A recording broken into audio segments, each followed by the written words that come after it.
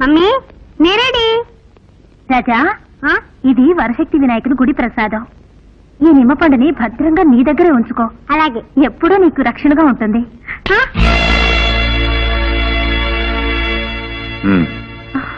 ఏంటి అలా చూస్తున్నాం? వాడేమన్నా కాశీకు రామేశ్వరం కొడుతున్నారా? నిమ్మపండిచ్చి పంపిస్తున్నాం. హ్యాపీగా పిక్నిక్ వెళ్తున్నారు తెలుసు కదా. అది కాదండి. ఏది కాదండి? ఒక చోటు ఉన్నట్టు ఇంకో చోటు ఉండదు. నిమ్మపండు వెంటే ఉంటే గాలి ధూళి లాంటివి దగ్గరకు రావండి. కంప్యూటర్ యుగంలో పోయి గాలి ధూళి అని మాట్లాడుతున్నావు. అసలు నువ్వు ఏ శతాబ్దానికి చెందిందనివి?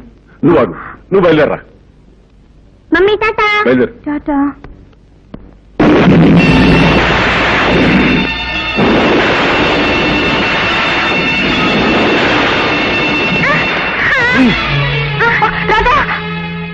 తొందరగా చూసారా? వెళ్ళేటప్పుడు అపశకరంలో అయింది. వద్దండి, పిల్లాన్ని ఊరికి పంపొద్దు. మళ్ళీ మొదలెట్టావా? చూడు, దీని గురించి మనం తీరిగ్గా ఓ సదస్సు వేసుకుని మాట్లాడుకుందాం. నువ్వు బయలుదేరా. అలాగే.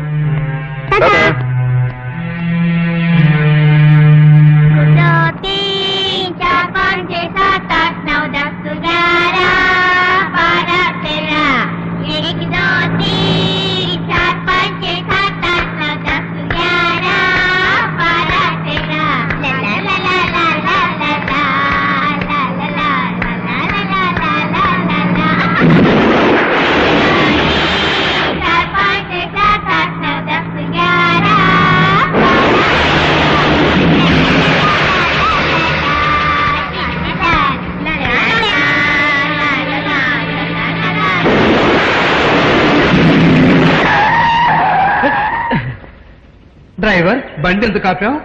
నేను ఆపలేదు సార్, అదే ఆగింది. ఉండండి చూసి చెప్తాను.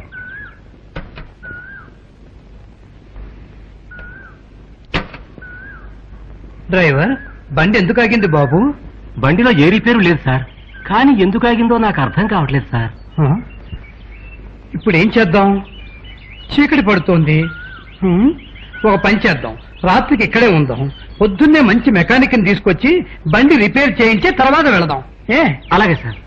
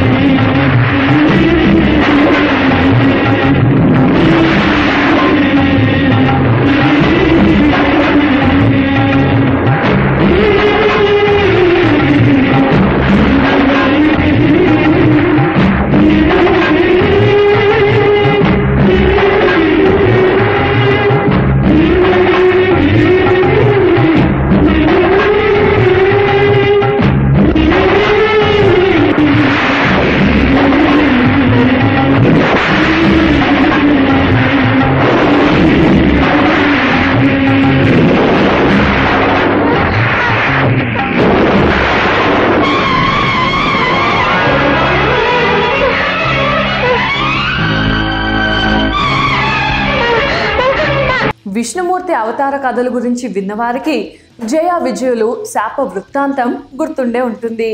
జయ విజయులు ఇరువురు విష్ణుమూర్తి ద్వారపాలకులు. కొందరు మహర్షులను వైకుంఠంలోనికి రానివ్వకుండా అడ్డుపడినందుకు శిక్షగా వారు రాక్షసులుగా భూలోకం మీద జన్మించాలన్న శాపాన్ని పొందడము. వారిని సంహరించేందుకు విష్ణుమూర్తి నరసింహునిగా, రామునిగా, కృష్ణునిగా అవతారాలు దాల్చడం తెలిసిందే. ఇంతకీ ఆ జయ విజయులకు శాప